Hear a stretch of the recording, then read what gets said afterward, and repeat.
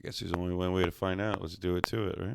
5, 4, 3, 2, 1, 0. All engine running. Liftoff. We have a liftoff.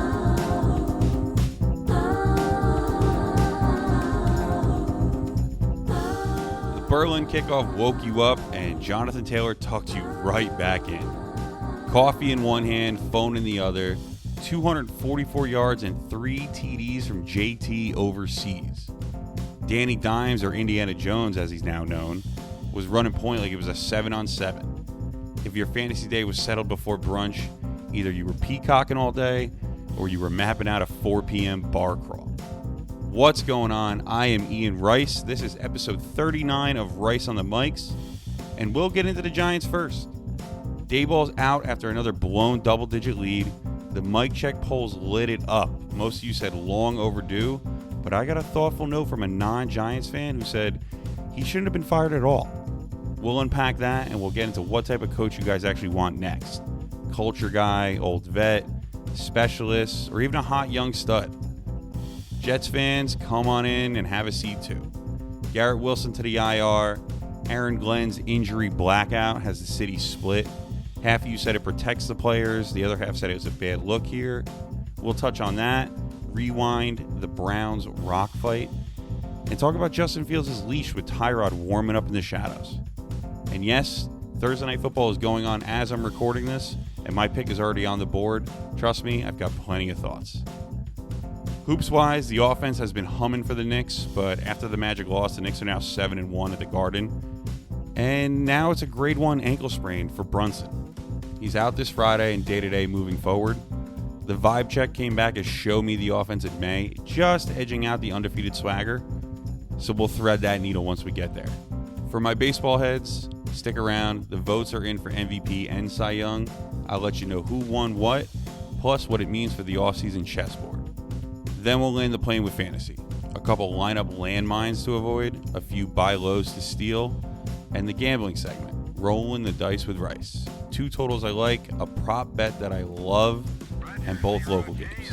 And yes, the heater has been real after that 5-17 start. We're now looking at 22 for 23.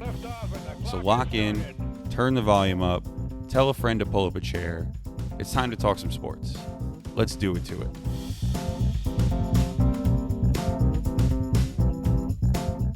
Tranquility Base here. The Eagle has landed. All right, well, let's dive right into it and start with the major headline this week. And we'll start with the Giants because the Giants did the New York Jet thing. And that is fire the coach mid-season and hope for the best. Daboll is now gone after another blown double-digit lead. And our mic check poll this week backed it up. Long overdue, took it by a landslide. But I did get a DM from a non-Giants fan that actually said I should have included a shouldn't have been fired option on the poll. And I asked him, I said, so you're saying that Daboll shouldn't have been fired? And he said, and I quote, that the firing was premature. And then he went on to say that Daboll pushed his chips all in on Dart, and it actually worked out. And Scatabo flashed before he got hurt. And with neighbors on ice, that there is a core if you can bridge it right. His biggest gripe was that they should have never let Russ see the field again, that they didn't go to Jameis when Dart went down. And now we get the answer key in real time. Russell Wilson is now benched, and Jameis is getting the start this week since Jackson Dart is out with concussion. So we'll see if there's any gas left in that tank. We'll see if he's planning on eating any W's anytime soon, or he throws for 3 touchdowns but 4 interceptions. Also, be honest. How would this fan base feel if Dart never came in and Wilson just continued to play this whole time? I mean, you're 2-8, so the record is probably the same, maybe worse. But if he doesn't play, all the hope that he has given you moving forward for this franchise is null and void. And that's what matters here going forward. The moral victories, I guess. The hope for the future. The hope. Look, you find yourself in the opposite position of the Jets. No draft picks because you traded some away to go get the kid. But it looks like you found the kid. Found the guy that's going to lead your franchise for the next, hopefully 10, 15 years.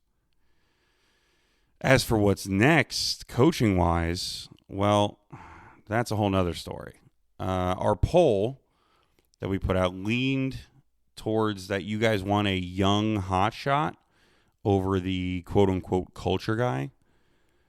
So basically that tells me that you guys want edge and ideas, not a resume, which hasn't worked for the Giants as of late. Joe Judge, Brian Daboll, they were all the new young hotshots. If a guy like Mike Tomlin opens up, you take him. Kafka holds the wheel for now, and if things look good, there could be a chance that he keeps the job, but this team is still a mess.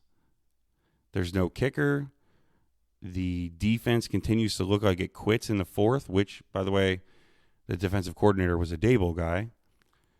And for God's sake, someone has to teach Jackson Dart that every rushing play isn't going to win him the Super Bowl.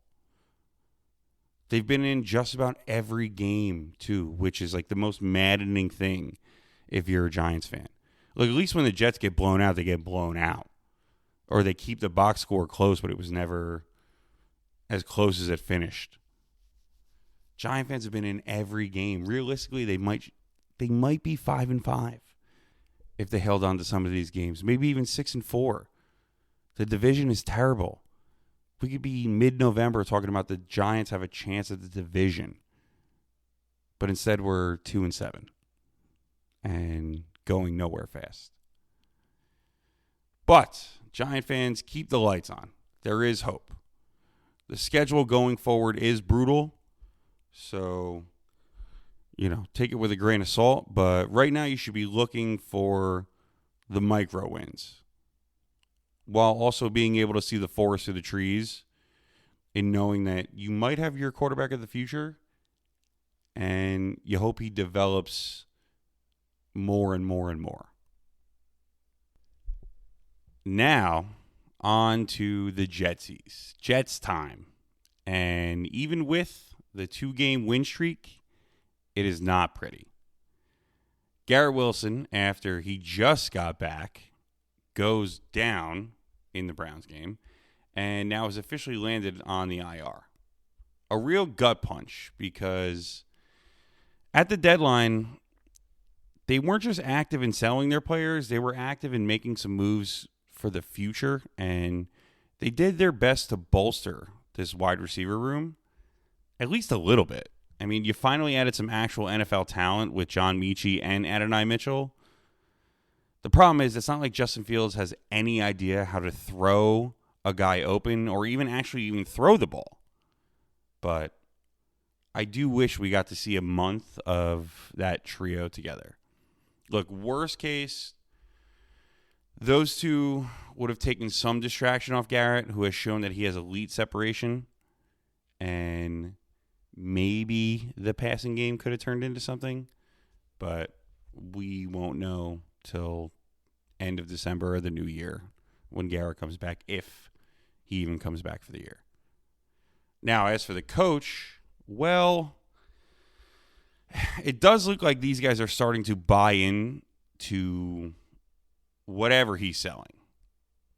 After that Browns win, I saw a locker room video of AG addressing the team and giving out game balls and hyping the boys up. And when they all gave their speeches, the team couldn't look happier or speak about the process in a better light and how they're all going through the same thing together. It's amazing the deodorant that winning provides.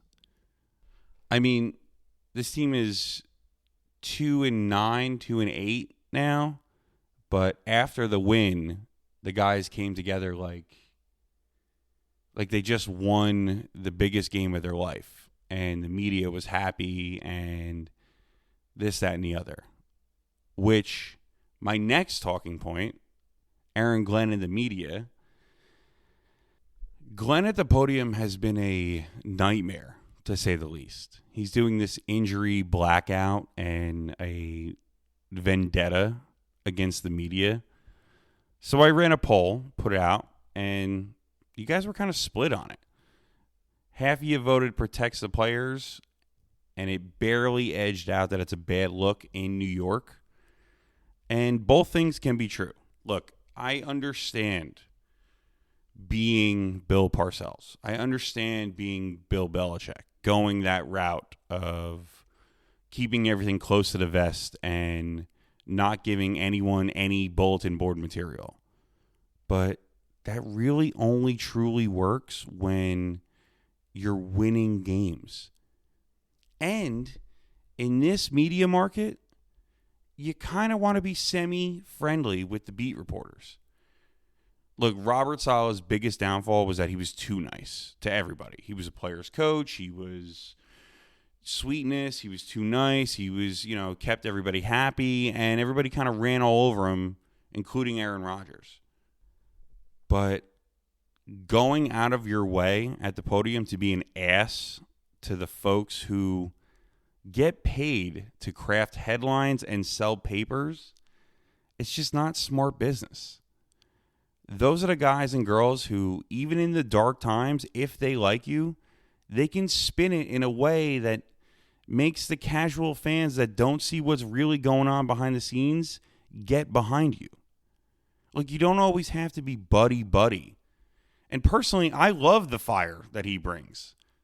I love that hard-nosed, salt-of-the-earth, how's your mother, oomph.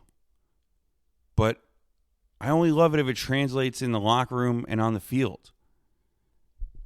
But to quote your mentor, Bill Parcells, you are what your record says you are, right? And right now you're 2-8, 2-9 after the Thursday night game. That doesn't cut it. I'm going to give you some slack. You're signed here for 5 years. You guys are going to have the chance to build your team. But I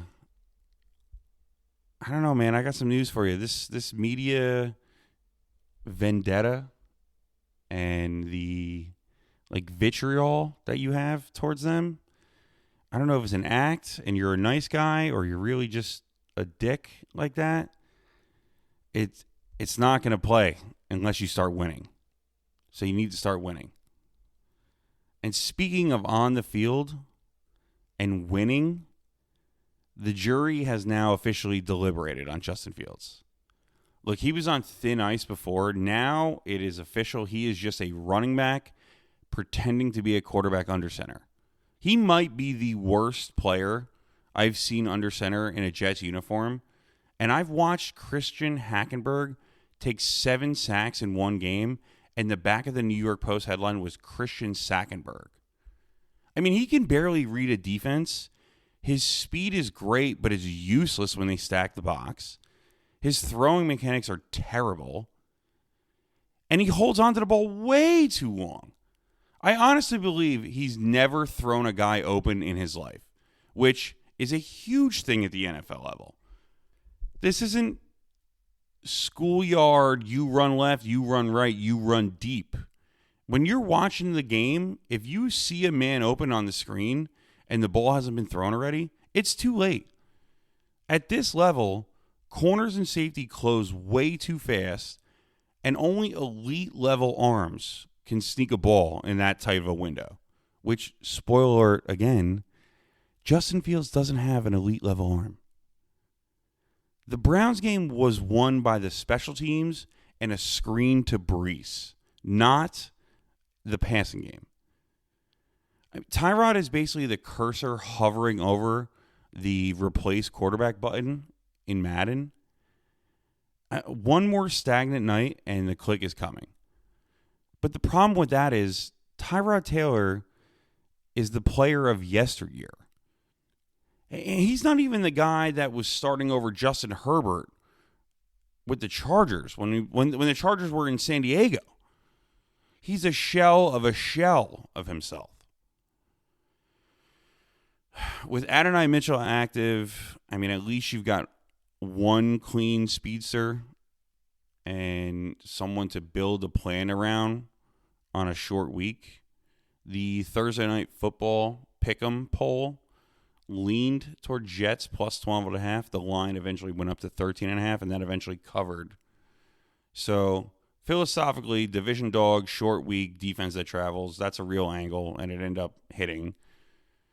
Really, I was just hoping for the Jets not to embarrass themselves in primetime like they always do, which they got the ball right out of the gate, went right down, took 6 minutes off the clock, drive for a touchdown, and then didn't score again till the fourth quarter. So they didn't embarrass themselves, but they sure as hell didn't prove anything. All right, I've had enough with the local embarrassment football teams in New York.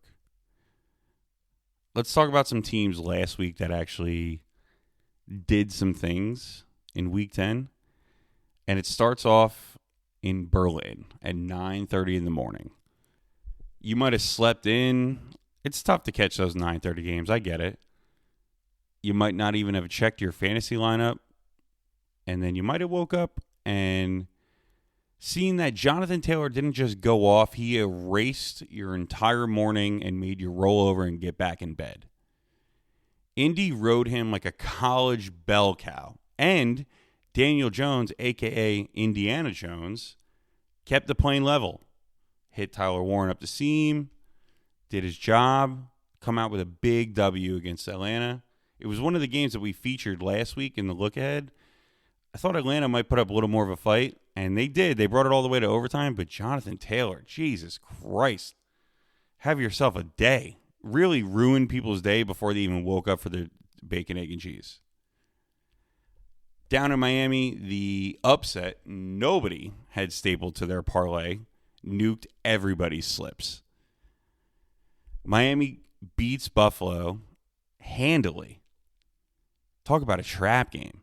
And it's a costly loss for the Buffalo Bills because they're chasing New England for a division that New England already holds a game over them. With New England now beating the Jets on Thursday night, they go to 9-2 in the division, and the Bills have some serious ground to make up. And let's not forget, let's show some love out west. The Seattle Seahawks offense just continues to be efficient and dominant. They didn't need 40 passes to prove anything. Sam Darnold hit his spots. Jackson Smith-Njigba, the leading yards receiver in the NFL, just kept stacking. And then the run game closed it out. Arizona continues to not really know what or who they are. They're a two-man elevator. I mean, you got Trey McBride in the wide receiver 1 wearing a tight end jersey. And Marvin Harrison is good when healthy, not great, but he can still draw moonshots. No Kyler Murray, but Jacoby Brissett seems to be all right. I don't know. They're Arizona's in trouble, and they've been in trouble for a long time. So, with the games of last week, now let's go on to our Week 11 look ahead. Some of the games that you should keep on your radar while you're at the bar and 15 TVs are showing 8 different games. First on the list, 1 o'clock, Bengals at Steelers. This is a huge game in the division for the Steelers, but Cincinnati has proved that they will not roll over and die. The offense has found a new pop with Joe Flacco, and Joe Burrow is right around the corner to come back. Chase is still a cheat code. Higgins can win on the boundary if he's right.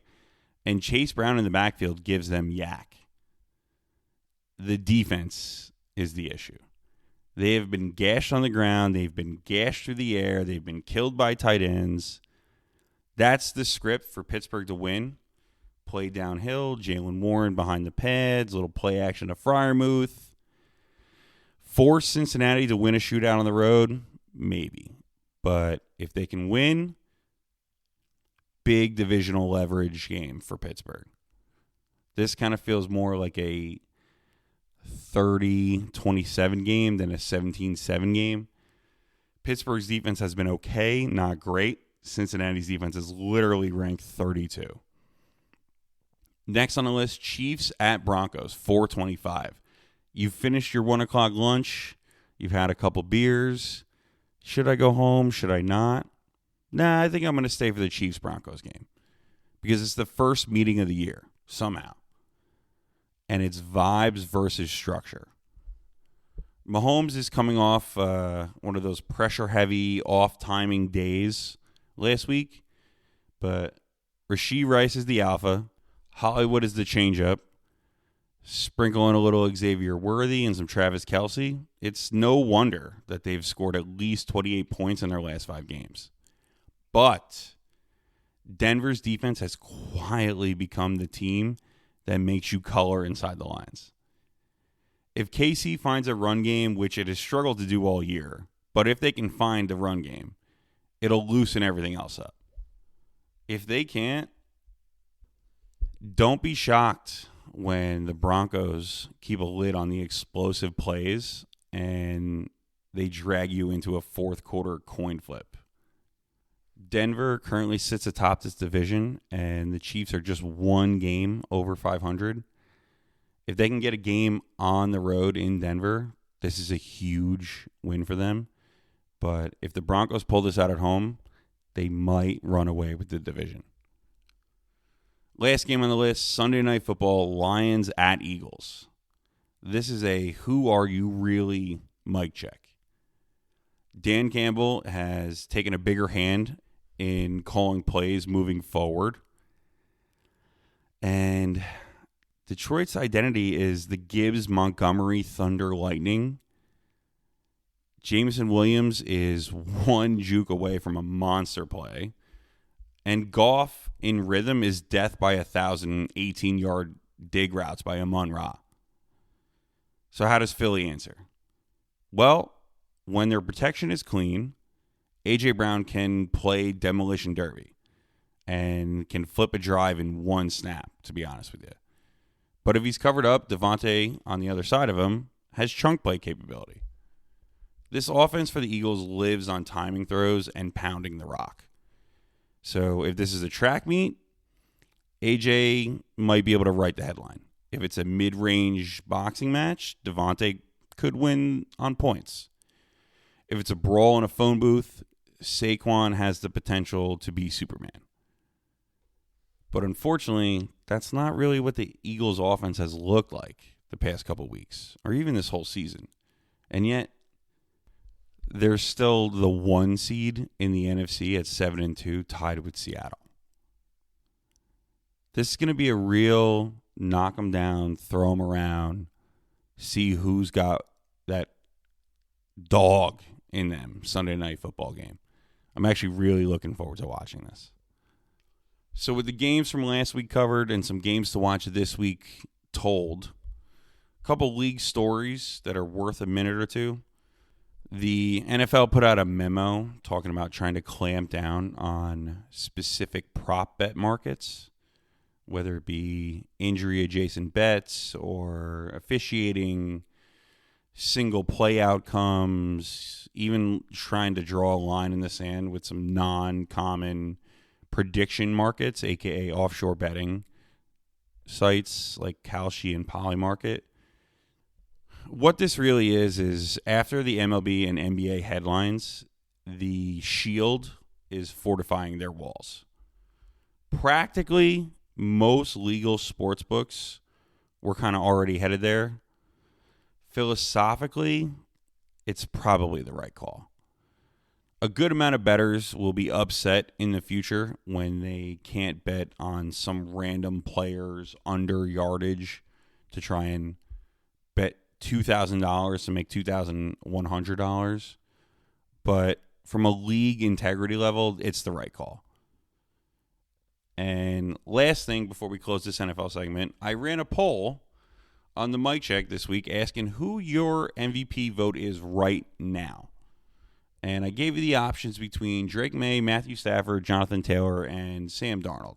I was going to throw in Patrick Mahomes, but I just couldn't fit him. And the results tilted heavy towards Jonathan Taylor. And I get it. He has been outrageous. But here's the problem. Context matters. No running back has won MVP since Adrian Peterson in 2012. And before that, it was LaDainian Tomlinson in 2006. Look, fair or not, the award always leans quarterback. Unless the running back has a historic year, breaks a record, and also has a number one seed behind him, they usually don't win it. But for Jonathan Taylor, November is resume season. Let's see if he can keep this historic pace. Let's see if he can chase the record for all-time rushing touchdowns. Okay, so that's the NFL. Let's take a quick breather. And then we're jumping into the NBA. We'll touch on Brunson's grade 1 ankle sprain, which is great. The Knicks 7-1 start at the Garden. What Mike Brown's offense looked like in the Nets and Grizzlies blowouts. And we'll go over your poll results. The Show Me in May vibe check edging out the undefeated swagger. Knicks fans, don't go anywhere. NBA is up next. Net fans, sorry, not much to talk about.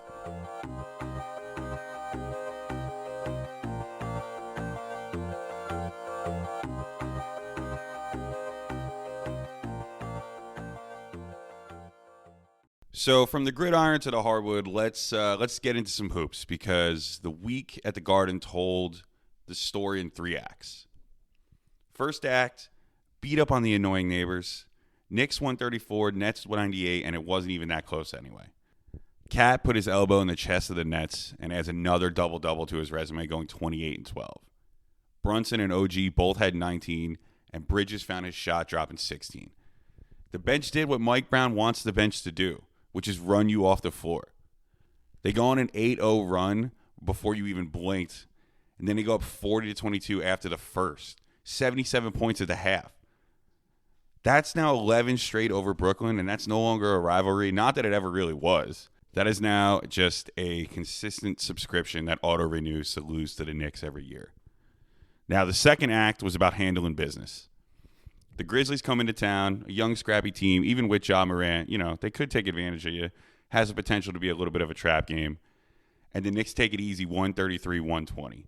Brunson authors a beautiful 32-10 night, while Big Cat goes 21-13, another double-double in the books. Bridges and OG with clean nights. The Knicks rip off a 12-0 run to close the first, and then they come right back out with a 7-0 run to start the second. And it's another 77-point halftime game.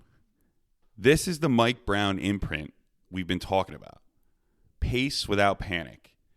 Early threes out of the flow. Cat as a handoff hub. And Brunson slicing and dicing to find his shot. You're seeing 77-point halves and 130-point games a night more often than not this season. And over that 5-game stretch, they had 3 games over 130 and scored 128 in the Bulls game earlier in the week. The spacing is real, and the decision tree is simple.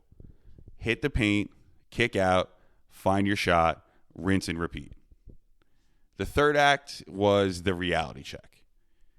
Orlando comes in, and young, scrappy team, good playoff team. They added some guys. They snapped the streak. Knicks dropped the game 124-107. But the important headline of the game was Brunson rolled his ankle, unfortunately, the same one from last year that caused him to miss some time. The worst part is it happens in under 2 minutes left in the game, so they were pretty much out of it. As soon as that happened, Mike Brown cleared the bench and seceded the loss. So he's out Friday versus Miami. He was in a boot and crutches after the game. His day-to-day. That's the headline. That's the big headline. But the sub-headline is the vibe check poll I put out this week. The options were show me in May or undefeated swagger, based upon how we feel about this offense. And show me in May just edged it out a little bit, and I love it. That's the right tension for this group. You got to enjoy the fireworks. 7-1 at the Garden is real. But if you want me to talk April and May, it's the stuff that you can bank on when the whistle gets swallowed. The defensive glass, the turnover control, the second and third creator when Brunson sits or needs a breather. So on that note, what does it look like going forward without JB? Well, you don't just replace 32 and 10 with one dude, right? You got to redistribute the job. So you need more deuce minutes to steady in the first action. You need more Clarkson on the ball and off the ball to get downhill. Bridges has to be the closeout killer, which he usually is. And OG needs to either shoot his threes or play lockdown defense. And more importantly, Cat needs to be the late clock pressure valve. He needs to be the guy that he's supposed to be in this offense rolling forward. Not to mention, if Mitch is healthy and back, which he rested front of the week for the back-to-back, so he should be ready to go, him and Hart have to own the glass so you can play early again. Because Miami is going to try and wall you off. They're going to test your patience. They're going to dare somebody not named Brunson to beat them with the smart decisions. Hell, maybe even a little Tyler Kolek action. Let's see if the kid can play or he just had some flashes here and there. And I do want to go back to this week's tape for one more second, just a couple things to touch on because it matters for the bigger picture. Look, against the Nets, you saw what this can be when the floor is spaced and 5 guys touch it. 7 for 11 from deep. Everybody was eating. The pace choking the opponent. And against Memphis, we saw you can build a lead with defense and runs play. They strip it, they sprint it, they stack it. But against the Magic, you saw what happens when the ball sticks. You don't win first contact at the rim, and you lose your engine late. All 3 nights live in this team. And Mike Brown's job, and he's off to a great start, is hardwiring the first 2 and shrinking the third. The poll matters here. Show me in May isn't hating. It's homework. You've got the shooting. You've got the pace. You got real grown-ups in OG, Bridges, and Hart in the room. The next layer is playoff-proof habits. Say that 3 times fast. You need the late-game counters that don't start and end with Brunson playing hero ball. You need rebounding as a 5-man religion. And you got to keep that turnover number boring. Do that, and 7-1 at the Garden turns into bring anybody in here, and we'll send them home. So short-term, Friday is a gut check without JB. I expect more quick-hitter sets to get Bridges, some touches at 18 feet, OG in the corners, and, yeah, again, some Clarkson, maybe some Tyler Kolek. But I also expect Cat to be the initiator against switches. And I do expect Brown to lean into the identity that built those Nets-Grizzly wins. Run on the catch, pass ahead, hunt early threes before Miami can get hands on you. We'll see how it goes, and we're hoping for the best. But this team goes nowhere without Brunson. So let him take as long as he needs. We'll stack some wins. We're better than most teams. Let him come back healthy when he's ready. All right, Knicks fans. Breathe, hydrate. Hell, ice your own ankle for solidarity with 11. We'll keep tracking the day-to-day on Brunson and the tweaks around him as they come in. But up next, baseball heads, don't move. The votes are in. MVPs and Cy Youngs are on the board. Aaron Judge, Shohei Ohtani, the whole conversation, and what it means for the hot stove moving forward. Keep it right here. Baseball's next.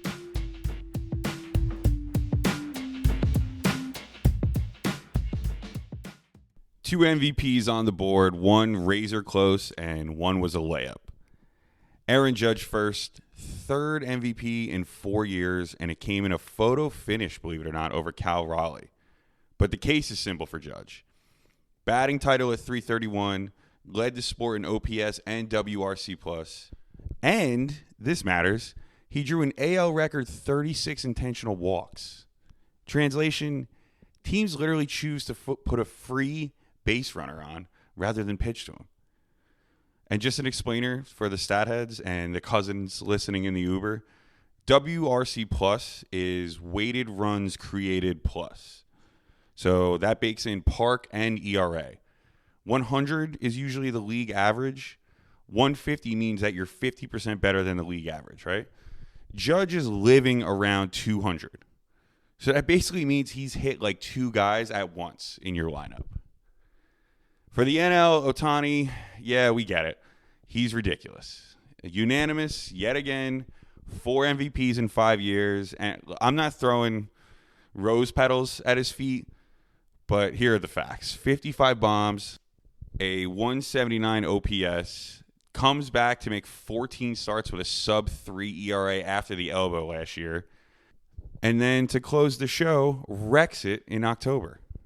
6 scoreless in the NLCS, reached base 9 times in that 18-inning World Series marathon that we all stayed up till 3 a.m. for. Look, you don't have to be poetic about it. The Dodgers paid $700 million for a unicorn, and they got back-to-back Octobers that ended in jewelry. He's just better than your pitcher and your cleanup hitter, and he leads off. As for the offseason, Yankees winter, this is the show, right? Every move is judged against Judge. First, I think you need to make a real play to keep Cody Bellinger. Lefty, runs, defends, lengthens the lineup, changes the math around 99, can play first, can play left, But the other important decision to make is the kids. Do you trust the farm and bring them up to grow next to Judge, or are we finally ready to package these prospects and move on to some proven adults? There is a world where you can thread it both ways. You hold on to 1 or 2 blue chippers, and then you move the surplus, add maybe one more a high on-base percentage player. But the goal isn't another great regular season. It's making Judge scary in October, not stranded and walked and taken out of the game. As for the Cy Youngs, well, they tell the real offseason story and why pitching, scouting, and development is really the whole name of the ballgame. Paul Skeens, last year's Rookie of the Year, wins Cy Young at 23 years old with 5 years of control left. That's a cheat code for a front office. Skubal repeats Cy Young's at 28 with just 1 year of control left. An elite arm, and I would love for the Mets to trade for him, but a totally different team calculus. If you can grow just one Skeens, you save 9 figures, and you set your culture, and you buy yourself some time if there are some lineup mistakes. That's why these dudes get paid what they get paid. And why player development is and always will be more important than analytics and going to the binder. Which now brings us to your poll that I put out this week. And it was Pirates and Skeens. Do you keep him because you owe the fans, or do you trade him now for the King's ransom? And believe it or not, keep him won by a single vote, 19-18. And I'm actually with the keep him crowd. I mean, look, unless somebody offers you an obscene, multiple top 50 prospects and a big league bat with control kind of offer, an ace in your uniform is the thing that Pittsburgh's been trying to sell for a decade. They even offered whoever pulled the Paul Skeens 1-of-1 trading card season tickets for the next 30 years behind home plate if you turned it in for them so they could put it on display. Don't overthink it. When the time comes, don't be afraid to open up the checkbook for a monster of a pitcher that you may never see in your franchise again. Don't be the team that doesn't spend. Don't be the team that makes it why we have to have a salary cap moving forward or there's going to be a lockout. God, recognize your talent. Pay your talent. Enjoy your talent. Let your fans enjoy your talent. I guarantee if you do shell out for him and you do pay him, that more people will show up to the games. That fan base is loyal as hell. But if they can know they can watch Skeens for the next 10 years, I bet you they'd be real happy. All right, Diamond Talk is done. Short and sweet. After the break, we're diving into some fantasy talk. A couple lineup landmines to avoid. A few buy lows to steal before the deadline hits this week. And the rolling the dice with Rice segment. I got 2 totals I like. Jalen Warren's number and the locals lean. Stick around.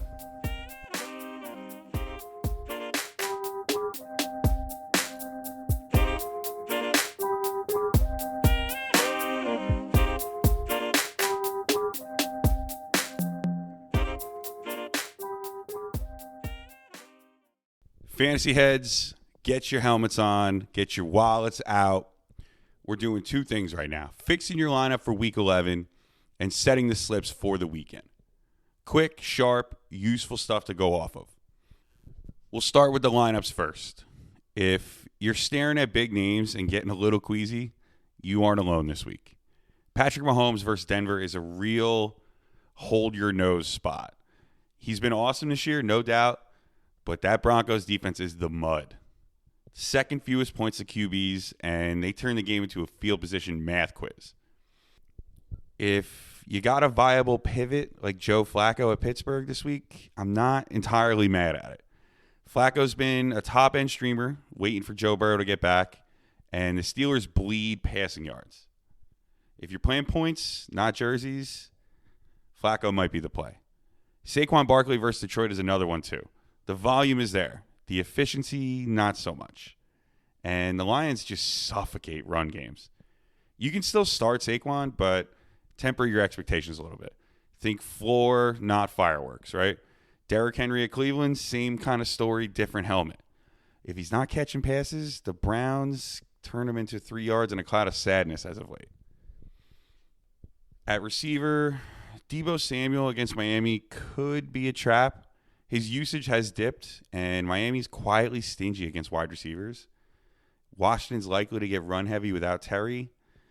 Xavier Worthy versus Denver. I love the talent, but I hate the matchup. Broncos corners squeeze you, even with Surtain hurt.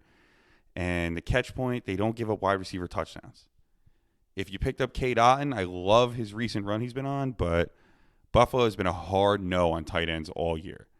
So if you need a plug and play, maybe think Jonnu Smith versus Cincy. That kind of makes sense. Bengals are a tight end funnel, and Jonnu leads the room in routes for Pittsburgh. Now, some moves to make before the trade deadline, which are generally this week for most leagues. Big names that you want to buy on that you don't really care if you're going for the league and someone will sell to you. First on the list is CeeDee Lamb, and that is the exact profile you overpay for and still feel good about it. He's got elite share. His end zone looks are always there. The points are coming. Trust me. Drake London is a buy also. The usage is alpha. The chemistry with Penix is real. Jalen Waddle, same thing. You can buy a legit wide receiver one for the rest of the season while Miami just keeps leaning on him. Bijan, look, if there is even a sniff of a discount, you pounce on it. Bijan will be the running back that will carry you into the playoffs and win you some matchups. Same thing kind of goes for Jalen Warren. The usage is there, and he's got some good friendly matchups coming forward down the stretch. The talent is nowhere near Bijan Robinson, but Jalen Warren could be a nice little cheap pickup. If you want to buy a tight end, obviously the premium right now is Trey McBride. He's a league winner, period, end of story. 10 catches a game, always 80 yards, good for a touchdown. Trey McBride is a can't-miss snag if someone's willing to sell him. And maybe a little bit on the deeper side, a couple deeper swings to pick up. DK Metcalf, Tetratoa McMillan, J.J. McCarthy if you need a late quarterback upside, maybe somebody's just not performing. Aaron Jones as a running back, he's the one that you'll feel gross about trading for, but then you'll look up in like 3 weeks and he's carried you to a couple wins. For the waiver wire crowd, some guys to stash and add. Theo Johnson on the Giants. Kafka loves 12 personnel, and he's been getting some real targets. Adonai Mitchell on the Jets is a true speedster, a clean separator, and with Garrett Wilson on the IR, somebody has to run an actual route tree. You just got to hold your hopes up that field can actually throw the ball to him. Chase Brown in Cincy, if for some reason he's on the waiver wire, just happens to be out there, the passing down juice is one that you'll want when the weather starts to turn. And Dawson Knox with Kincaid out, Joshua Palmer as the Chargers wide receiver who can actually win downfield when he's healthy. If you're streaming defenses still, which usually is the right play, Ravens, Browns, 49ers, they all make sense. If they're floating around, they got some easier schedules to coming up. It's not the worst idea to grab one of them or even two of them and stash them, play the matchups. And as far as some sells before guys stop answering DMs, these aren't the guys that I'm telling you to get rid of. I'm just saying that if someone comes knocking with a decent price, you can entertain it. First name on the list, Nico Collins. The schedule turns ugly. He's been good as of late, but it turns ugly later. Get out on a spike, get a player. It might even be the name to throw in for a guy like Bijan. Rashad White, you can start to sell. Sean Tucker has already been carving into the pie, and Bucky Irving has been coming back to practice, so that was fun while it lasted. Breece Hall, look, if someone wants to pay full fright for a highlight and some pass catching here and there while the offense just wheezes, go for it. Same thing with Travis Etienne. If someone thinks that he's matchup proof through the playoffs, he's probably not. Not to mention that Jacksonville has looked lost as of late. So again, you don't have to force it, but just be open if someone offers you January points today for a player that's going to decline later. Okay? Now on to the segment you've all been waiting for. The rolling the dice with Rice gambling card. Let's bet some edges. The record is now 22-23. The heater is real. We started at 5-17. We climbed our way out of this crater.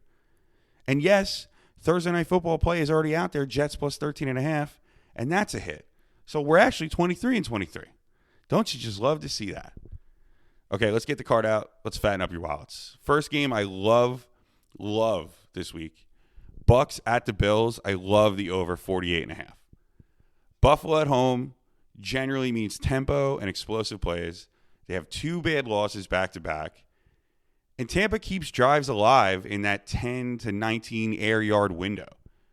The Bills can stress you horizontally and then rip a seam. And the Bucks counter with layered middle-of-the-field shots and end zone work to both K-Dot and Ibuka. Both offenses live in the mid-20s without being perfect. A single short field turns this into a track meet. I love this over 48.5.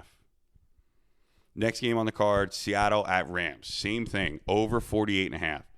Stafford has been on fire lately. He's been in rhythm. And McVay's play-action shot menu against a defense that bleeds yards after the catch is a recipe for points. Seattle doesn't need 40 attempts to explode either. Darnold has been super efficient, and JSN gets open, keeps stacking up chunk plays. They'll hit on crossers all day. And on the other side, the Rams, in breaking game, creates explosive plays without needing 70-yard go balls. Puka is a stud. Kyron Williams is a stud. And both kickers can finish drives if the red zone bogs down too. So that's points right there. This has trade touchdowns energy. Give me the over at 48.5. Another one, love it. Third on the list, I'm actually giving you guys a player prop this week. I usually only do games, but we're going to do a player prop this week.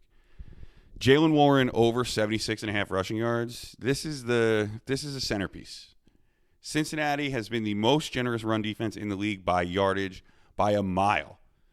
Pittsburgh's line wants to hammer the ball, and Jaylen Warren wants to be the nail. The script fits either way. Lead, you get volume. You trail, Tomlin still feeds the run to keep the defense on their heels. Add in the fact that the Bengals missed tackles and Warren's yards after contact. 18 to 20 touches gets you home. If the book's hanging at 74.5, pounce on it. I'd even play this up to 79.5, to be honest with you. For the locals, I already gave it out because the Jets were on Thursday. I put out the reel on the Instagram. You got to check it out. We went with Jets plus 13.5 and Drake May anytime touchdown. Divisional dog, short week, defense that travels somewhat well. That's a real angle. And it matched our poll vibes too. The Jets cover number is about the defense and special teams keeping it respectable. That's it. They've already stolen games that way. The May touchdown is a red zone cheat code. One design keeper from the 5 cashes it. Unfortunately, New England didn't call that. So the Drake May touchdown lost. But the Jets did cover the 13.5 number. And lastly on the card, Packers at Giants. Well, new install for Jameis on a short week. Fourth quarter leaks on defense. And still, the kicker saga. That's a lot of friction for the Giants. Green Bay, 2 ugly losses. Offenses look shoddy. Green Bay can lean on Jacobs, set up Jordan Love's intermediate game, and then let the pass rush just tee off on Jameis. Giants have been in games late, but they've been gassed late too. And the Packers physically tend to pull away in the third. I want the minus 6.5. If it hits 7, Maybe consider buying the hook the other way for the Giants, but I feel like this is a touchdown game. Give me the Packers at -6.5. Okay, that's the card. Set your lineups with some plan. Fade the landmines I gave you. Buy the usage. Don't chase the names. And on the bets, price matters more than feelings. Shop it out. Set your limits. And live to fight another day. Shit, live to the 4 p.m. window. After the break, we're going to button this episode up with an outro, plug the socials, and send you on your way into the weekend properly. Stick around.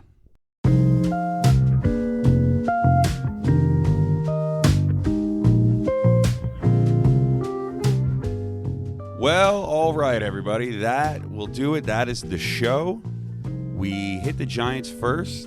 Daboll out after another blown lead, and your mic check said long overdue. Then we kicked around the real question. What kind of coach do you actually want next? And should they have waited till the end of the season to fire him?